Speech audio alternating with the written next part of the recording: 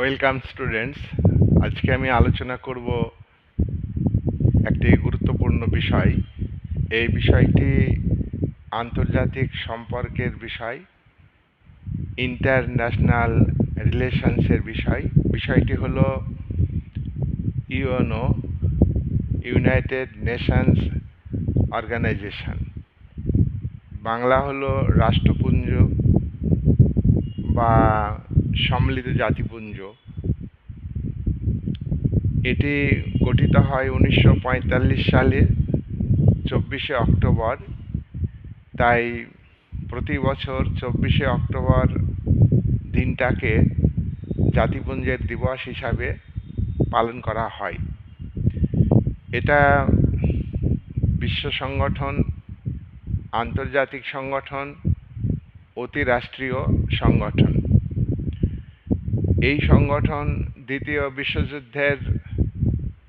যুদ্ধের আবহাওয়াতে পরস্পর বিরোধী শক্তির বিদ্বেষ এবং সংঘর্ষের আবহাওয়ার মধ্যে দিয়ে একাধিক সম্মেলনের মাধ্যমে 1945 সালে 24শে অক্টোবর শেষ পর্যন্ত সান ফ্রান্সিসকো সম্মেলনে 50টি দেশের প্রতিনিধি তারা এই সংগঠনকে গড়ে তোলে। এই সংগঠনের আগে বিশ্বে প্রথম মহাযুদ্ধের পর 1919 সালে লিগ অফ নেশন বা জাতিসংঘ, এটাও আন্তর্জাতিক সংগঠন গড়ে উঠেছিল। কিন্তু তোমরা জানো যে জাতিসংঘ পৃথিবীকে যুদ্ধমুক্ত করতে চেয়েছিল, বিশ্ব শান্তি ও নিরাপত্তা বজায় রাখতে চেয়েছিল, কিন্তু তা পারেনি। দ্বিতীয় মহাযুদ্ধ শুরু হওয়ার মধ্য দিয়ে সেটা প্রমাণ হয়ে গেছে। তারপর আর একটি আন্তর্জাতিক সংগঠন ইউএনও তৈরি হলো। এই সংগঠনের নিয়মকানুন, এই সংগঠনের 6টি বিভাগ আছে, এই সংগঠনের উদ্দেশ্য আছে, এই সংগঠনের নীতি আছে, 6টি বিভাগের গঠন এবং কার্যাবলী, আন্তর্জাতিক ক্ষেত্রে এই সংগঠনের ভূমিকা কী ইত্যাদি বিষয়ে একটা দলিলে লেখা আছে। এই দলিলটাকে বলা হয়, বাংলাতে সনদ বলা হয়, ইংরাজিতে বলা হয় চার্টার, সংক্ষেপে ইউএন চার্টার। তো আমাদের আজকের আলোচনার বিষয় হলো ইউএন চার্টারে কি বক্তব্য আছে। একাধিক বক্তব্য আছে, তার মধ্যে আমি আজকে আলোচনা করব জাতিপুঞ্জের উদ্দেশ্য সম্পর্কে আলোচনা করব। পৃথিবীতে 2টি মহাযুদ্ধ হয়ে গেছে। পৃথিবীকে পৃথিবীতে যাতে স্থায়ীভাবে শান্তি প্রতিষ্ঠিত হয়, বিভিন্ন রাষ্ট্র যাতে নিরাপত্তা পায়, তাদের সার্বভৌমত্বকে বজায় রাখতে পারে, তার জন্যই এই সংগঠন পৃথিবীতে স্থায়ীভাবে শান্তি এবং নিরাপত্তা বজায় রাখতে হবে এবং পৃথিবীর যুদ্ধের যে শিকড়, সেই শিকড়কে উপড়ে ফেলতে হবে। বিশ্বের বিভিন্ন দেশের অর্থনৈতিক, সামাজিক, শিক্ষা ও সাংস্কৃতিক ক্ষেত্রে যে অসাম্য আছে এবং পৃথিবীর মানুষের মৌলিক অধিকার রক্ষা, মৌলিক স্বাধীনতা রক্ষা এবং বিশ্বে বিভিন্ন দেশে গণতান্ত্রিক পরিবেশ তৈরি করা, এই সমস্ত বিষয়কে সম্মিলিত জাতিপুঞ্জ গুরুত্ব দিয়েছে। সম্মিলিত জাতিপুঞ্জের, যেহেতু এটা একটা লিখিত ডকুমেন্টস, এটাকে দেশের ক্ষেত্রে আমরা বলি কি সংবিধান বলি। দেশ কিভাবে পরিচালিত হবে, দেশের নাগরিকরা কি কি অধিকার স্বাধীনতা পাবে, এবং শাসক শ্রেণী কিভাবে রাষ্ট্র পরিচালনা করবে ইত্যাদি বিষয়ে যে দলিলে বা একাধিক দলিলে লেখা থাকে সেটা সংবিধান। আর এখানে বিভিন্ন রাষ্ট্রের এই সংগঠন, রাষ্ট্রগুলি কিভাবে পরিচালিত হবে, কি ভূমিকা নেবে ইত্যাদি বিষয়ে সনদে লেখা আছে। তো সনদের প্রথমেই একটা প্রেয়াম্বুল আছে। প্রেয়াম্বুল মানে প্রস্তাবনা। জাতিপুঞ্জের প্রেয়াম্বুলে বলা আছে যে এই যে দুটি মহাযুদ্ধ হয়ে গেল, প্রথম মহাযুদ্ধ হয়ে গেল 1914 থেকে 1918, আর দ্বিতীয় মহাযুদ্ধ হয়ে গেল 1939 থেকে 1945। এই যুদ্ধের যে কারণ, সেই কারণগুলি যে শিকড়, কারণগুলির মূল বিষয়, সেগুলোকে আমরা উপড়ে ফেলব। আর আমরা আজকে সংকল্প করছি আগামী প্রজন্মকে আমরা যুদ্ধের হাত থেকে রক্ষা করব। আমরা এই সংকল্প গ্রহণ করছি। আমরা বিশ্বের মানুষের যে ফান্ডামেন্টাল রাইটস, বিশ্বের মানুষের যে মৌলিক অধিকার, যেগুলি মানুষকে দিতেই হবে, বিশ্বের মানুষের মর্যাদা রক্ষা করতে হবে। আর বিশ্বে বিভিন্ন রাষ্ট্রের জনগণের মধ্যে, সরকারের মধ্যে মানবিক মূল্যবোধ গড়ে তুলতে হবে। এই বলে আমরা আমাদের এই সনদ, আমাদের এই চার্টার গ্রহণ করছি। আর সেই সঙ্গে সঙ্গে বিশ্বে ন্যায় বিচারের পরিবেশ তৈরি করতে হবে। আর মানবাধিকার, মানুষের স্বাধীনতা যাতে পায়, সেই মানসিকতা, সেই মনোভাব বিশ্ববাসীর মনে, বিশ্বের বিভিন্ন দেশের সরকার বা কর্ণধারের মধ্যে গড়ে তুলতে হবে।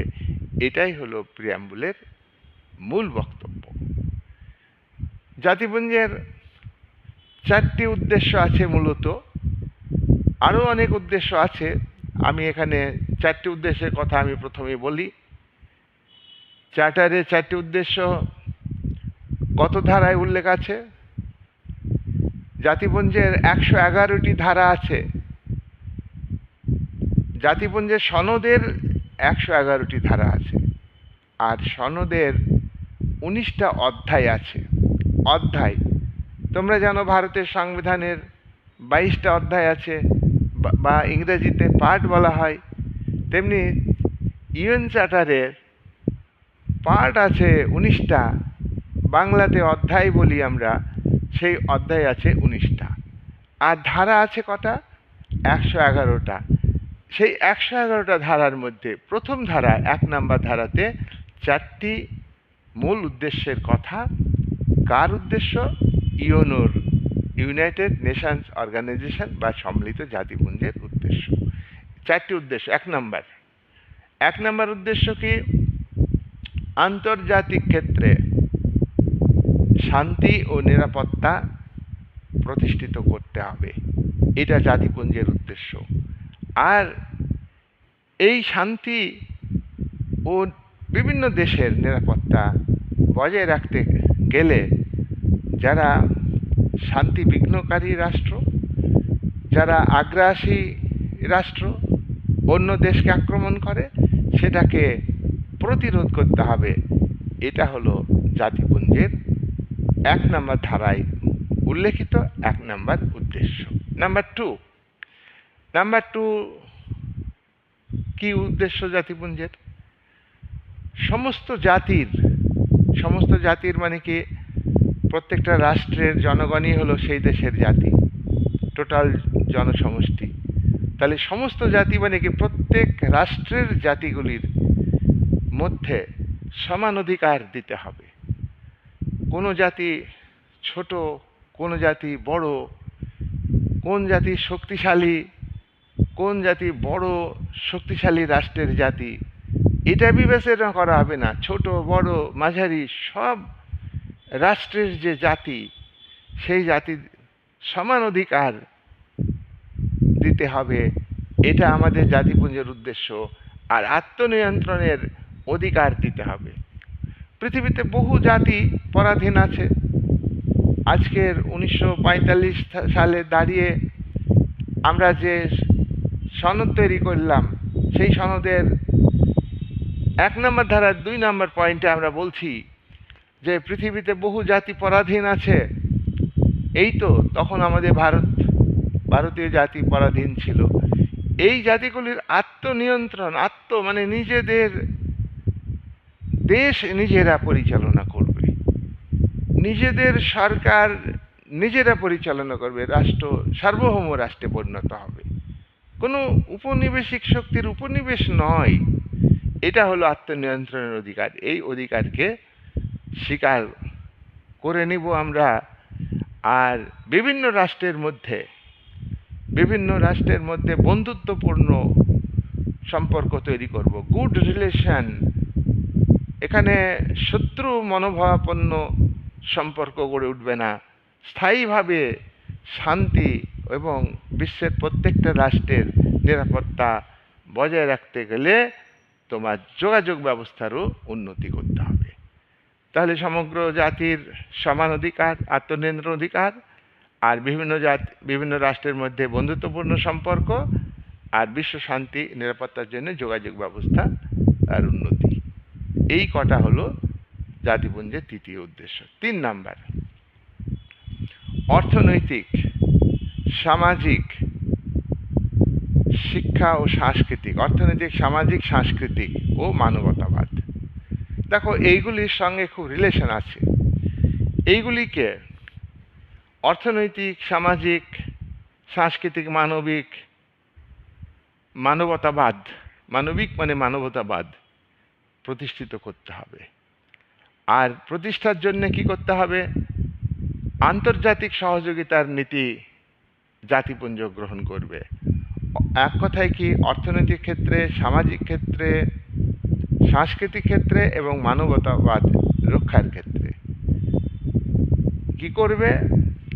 রাষ্ট্রগুলি জাতিপুঞ্জের পক্ষ থেকে সুসম্পর্ক স্থাপন করবে, পারস্পরিক সহযোগিতার নীতি গ্রহণ করবে। প্রতিটা রাষ্ট্রকে সহযোগিতার হাত বাড়িয়ে দিতে হবে। তাহলে প্রত্যেকটা রাষ্ট্রের অর্থনৈতিক উন্নতি হবে। প্রত্যেকটা রাষ্ট্র সহযোগিতার হাত বাড়িয়ে দিলে বিশ্বে বিভিন্ন দেশের সামাজিক অবস্থার উন্নতি হবে। প্রতিটি রাষ্ট্র সহযোগিতার হাত বাড়িয়ে দিলে প্রতিটি রাষ্ট্রের সাংস্কৃতিক উন্নতি ঘটবে। প্রত্যেকটা রাষ্ট্র সহযোগিতার হাত বাড়িয়ে দিলে প্রত্যেকটা রাষ্ট্রের যে মানবতা, অর্থাৎ বিশ্বে যে মানবতাবাদ, সেটা প্রতিষ্ঠিত হবে।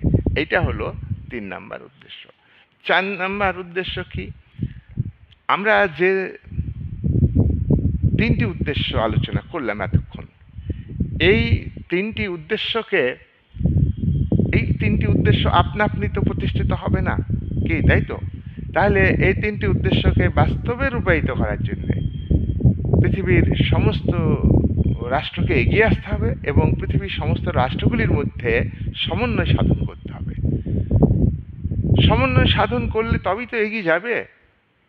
ভুল বোঝাবুঝি আলাপ আলোচনার মাধ্যমে দূর করতে হবে। শুধু ন্যাশনাল ইন্টারেস্ট, জাতীয় স্বার্থকে গুরুত্ব দিলে হবে না। প্রত্যেকটা রাষ্ট্রকে ত্যাগ স্বীকার করতে হবে। প্রত্যেকটা রাষ্ট্র শুধু তার শক্তি বা ন্যাশনাল পাওয়ার বৃদ্ধির উপরে গুরুত্ব দেবে না, সেই সঙ্গে সঙ্গে বিশ্বের কথা ভাববে, প্রত্যেকটা রাষ্ট্রের কথা ভাববে। আর বিভিন্ন রাষ্ট্রের এক্ষেত্রে যে বিভিন্ন রাষ্ট্র কাজ করবে, সেই কাজগুলির মধ্যেও বিভিন্ন রাষ্ট্রের মধ্যে সমন্বয় মানে কি? বিভিন্ন রাষ্ট্র, বিশ্ব শান্তি। আমি যে 3টি পয়েন্ট আমরা এখন আর বলছি না, আমি আগেই বলে দিয়েছি ওই 3টি পয়েন্ট। অর্থাৎ আমি আবার রিপিট দিচ্ছি, যেটা হলো যে বিশ্ব শান্তি নিরাপত্তা বজায় রাখা, প্রত্যেক জাতির সমান অধিকার, 2 আত্মনিয়ন্ত্রণের অধিকার, 3 হচ্ছে অর্থনৈতিক, সামাজিক, সাংস্কৃতিক ও মানবতাবাদ প্রতিষ্ঠার ক্ষেত্রে প্রতিটা প্রতিটা রাষ্ট্রের মধ্যে সহযোগিতা বৃদ্ধি। এই তিনটি উদ্দেশ্যকে সফল করবার জন্য 4 নম্বর উদ্দেশ্য হলো যে প্রত্যেকটা রাষ্ট্রের এ ব্যাপারে উদ্যোগী হবে, আর প্রত্যেকটা রাষ্ট্র এ ব্যাপারে কাজ করবে, ভূমিকা পালন করবে। সেই তাদের কাজ এবং ভূমিকা এই দুইয়ের মধ্যে সমন্বয় সাধন করতে হবে। রাষ্ট্রগুলির ভূমিকার বা কাজের মধ্যে সমন্বয় সাধন করতে হবে, তাহলেই কিন্তু বিশ্ব শান্তি নিরাপত্তা, অর্থাৎ চারটি উদ্দেশ্য এইভাবে তোমরা আলোচনা করবে। এছাড়া সনদের আরও কয়েকটা ধারায় জাতিপুঞ্জের উদ্দেশ্যের কথা উল্লেখ আছে। আমরা এক্ষেত্রে আমরা বলবো 55 ধারার কথা। সনদের 55 ধারার 3টি উদ্দেশ্য আছে। এক নাম্বার উদ্দেশ্য কি? পৃথিবীর সমস্ত দেশের মানুষের জীবনযাত্রার মান উন্নত করতে হবে, নিয়োগ করতে হবে, মানে কাজ দিতে হবে, আর অর্থনৈতিক ও সামাজিক ক্ষেত্রে উন্নতি করতে হবে। এটা 1 নাম্বার পয়েন্ট। 2 নাম্বার উদ্দেশ্য 55 ধারার, আন্তর্জাতিক ক্ষেত্রে অর্থনৈতিক, সামাজিক এবং স্বাস্থ্য এইসব বিষয়ে যে প্রবলেমগুলো আছে, অর্থনৈতিক প্রবলেম, সামাজিক প্রবলেম, সুস্বাস্থ্য রক্ষার ক্ষেত্রে যে প্রবলেম আছে, সেই প্রবলেমগুলো দূর করতে হবে, সমাধান করতে হবে। 3 নাম্বার, বিশ্বের সমস্ত জাতি, প্রত্যেক জাতির মানুষ, প্রত্যেক ধর্মের মানুষ, প্রত্যেক ভাষার মানুষ, নারী পুরুষ এসব কিছু বিচার করা হবে না। ভাষার দিক থেকে না, ধর্মের দিক থেকে না, নারী পুরুষ ভেদে নয় এবং ভাষা ভেদে নয়, সব মানুষের মৌলিক অধিকার, মৌলিক স্বাধীনতা দিতে হবে। আর মানব অধিকারের প্রতি বিশ্বব্যাপী একটা মনোভাব তৈরি করতে হবে। এটা মানবাধিকার শুধু একটা দেশের নয়, এটা একটা কোনো দেশের বিচ্ছিন্ন ব্যাপার নয়, এটা বিশ্বব্যাপী মানবাধিকারের প্রতি আস্থা মানুষের মধ্যে তৈরি করতে হবে। এইগুলি আমরা আজকের সম্মিলিত জাতিপুঞ্জের তোমার আলোচনা করলাম। 4টি উদ্দেশ্য আর এখানে 3টি উদ্দেশ্য। যাই হোক, আলোচনা দীর্ঘ করব না, শর্ট ভিডিও করছি, তোমরা দেখবে ভিডিওটা। এটা আমি আজকের ভিডিওতে তোমার 4টি উদ্দেশ্য আর 3টি উদ্দেশ্য 55 ধারায় তোমরা ভিডিও চালিয়ে লিখে নেবে, আর পরের ভিডিও জাতিপুঞ্জের নীতিগুলি সম্পর্কে আলোচনা করব। এটা ক্লাস 12-এ গুরুত্বপূর্ণ এবং তোমার বিএতে আছে, বিএ মেজরে আছে এবং এমএ আছে, নেট ব্যুরোতে আছে, ইউপিএসসি এক্সামে আছে। সুতরাং এখন থেকে পরপর ইউনোর উপরে ছোট ছোট ভিডিও আমি দিতে থাকবো, তোমরা দেখতে থাকবে। এবার অনেক ভিডিও হবে, প্রত্যেকটা বিভাগের একটা করে ভিডিও। যেমন ধরো সাধারণ সভার গঠন কাজ, নিরাপত্তা পরিষদের গঠন কাজ। আবার নিরাপত্তা পরিষদের আরেকটা ভিডিও ইম্পর্ট্যান্ট হবে যে ভারত যে স্থায়ী সদস্য পদ দাবি করছে, হ্যাঁ, সেটা কতটা যুক্তিসঙ্গত এবং কতটা অগ্রগতি হয়েছে, কারা বিরোধিতা করেছে, কারা সমর্থন করেছে, এই বিষয়ে আলোচনা। আর আলাদা একটা পিস কিপিংয়ে, বিশ্ব শান্তি রক্ষায় জাতিপুঞ্জের ভূমিকা, আলাদা ভিডিও হবে। মহাসচিবের কার্যাবলী ভিত্তিতে হলে এই চ্যাপ্টারে আমি অনেকগুলো ভিডিও বানাবো, যেটা খুবই গুরুত্বপূর্ণ বিভিন্ন এক্সামে। এই বলে আজকের আলোচনা আমি শেষ করলাম।